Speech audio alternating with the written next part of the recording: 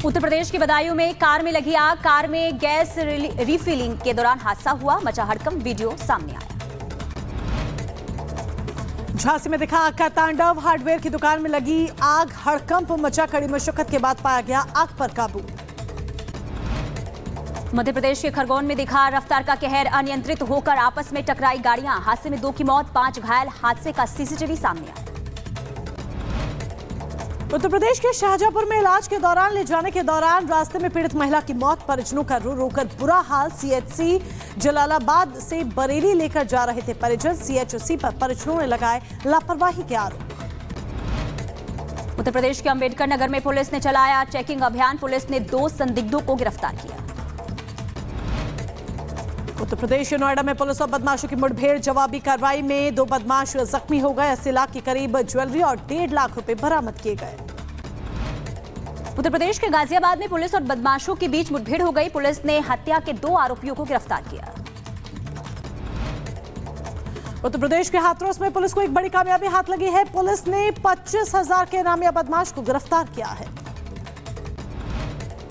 गुजरात के सूरत में दर्दनाक हादसा हुआ। तेज रफ्तार डंपर ने छात्र को रौंद दिया। सीसीटीवी में कैद हुआ सड़क हादसे का ये पूरा मंजर। उत्तर प्रदेश के मथुरा में शादी समारोह के दौरान एक शख्स की गोली मारकर हत्या कर दी गई। वारदात के बाद 2 लोग सीसीटीवी में भागते हुए नजर आए। शादी समारोह में फैली सनसनी।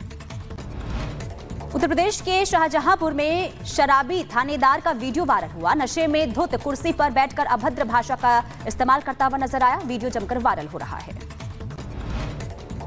उत्तर प्रदेश के कानपुर में जीआरपी को मिली एक बड़ी कामयाबी। खोए हुए 121 मोबाइल बरामद कर मालिकों को सौंपे गए।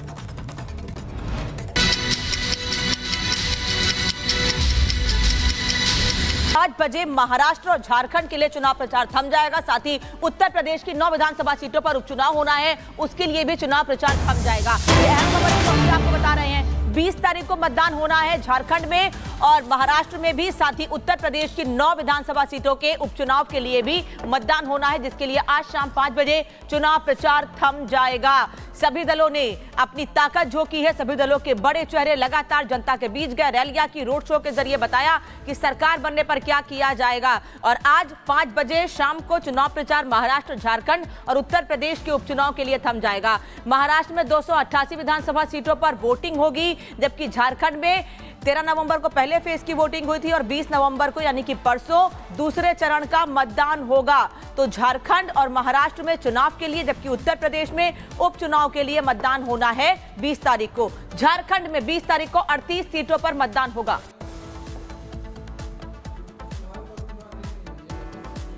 तो महाराष्ट्र, झारखंड और उत्तर प्रदेश की 9 विधानसभा सीटों पर उपचुनाव होना है। महाराष्ट्र की अगर 288 सीटों की बात करें, इसके अलावा अगर हम बात करें झारखंड की, यानी कि दूसरे फेज के लिए वोट डाले जाएंगे 38 सीटों पर।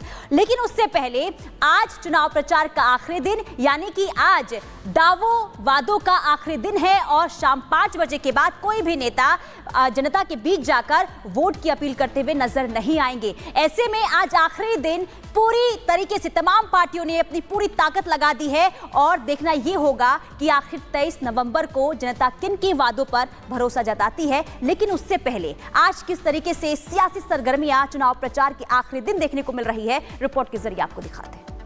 मैं आभार प्रकट करती हूं।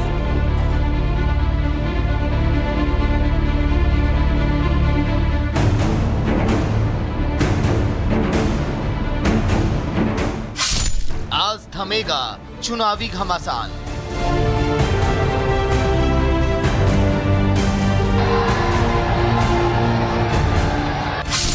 अड़तालीस घंटे बाद जनता करेगी मतदान।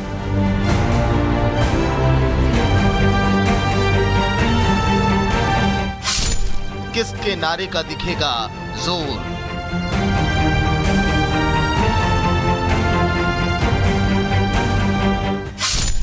इंतजार बस 48 घंटे और।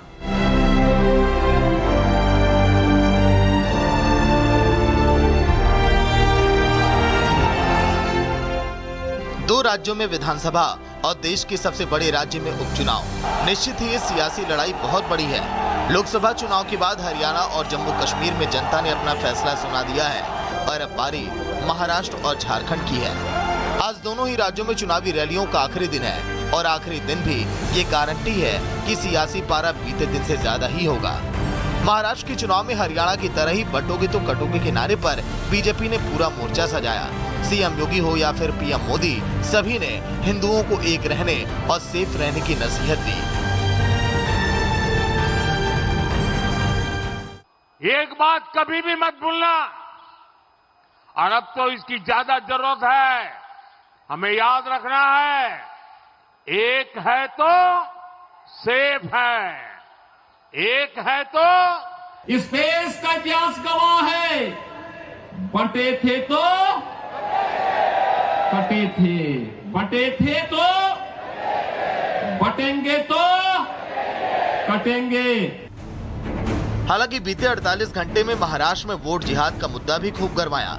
मौलाना नोमानी के वोट जिहाद का जवाब डिप्टी सीएम देवेंद्र फडणवीस ने वोट धर्मयुद्ध से दिया, तो वहीं AIMIM भी महाराष्ट्र के चुनाव में खुद को साबित करने की जी तोड़ कोशिश कर रही है। वो जीत गए हरियाणा की जीत के बाद, तो उसके बाद उनके हौसले बहुत बुलंद हो जाएंगे। वहीं बात अगर झारखंड विधानसभा की रैलियों की करें तो यहाँ घुसपैठ के मुद्दे पर बीजेपी ने सोरेन सरकार को जमकर घेरा और उसका शिकंजा हर रैली के साथ कसता चला गया। यही नहीं, यूनिफॉर्म सिविल कोड के ऐलान के बाद तो बीजेपी ने सोरेन सरकार पर करारा प्रहार किया। हालांकि कांग्रेस ने जातीय जनगणना का दांव यहाँ भी खेला, जबकि हेमंत सोरेन अपने चुनावी वादों को गिनाते रहे।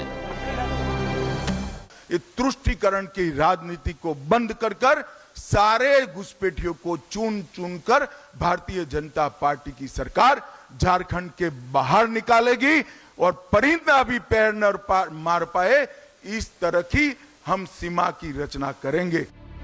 मगर इन दो राज्यों के चुनाव के साथ ही सियासत के फोकस में यूपी भी है, क्योंकि यहाँ भी 9 विधानसभा सीटों पर चुनाव होने वाले हैं और ये 9 सीट 2027 में होने वाले विधानसभा चुनाव का सेमीफाइनल माना जा रहा है। यहाँ भी सीएम योगी का नारा बटोगे तो कटोगे का खूब वायरल है। समाजवादी पार्टी ने पूरी कोशिश की कि इस नारे का तोड़ खोल लें।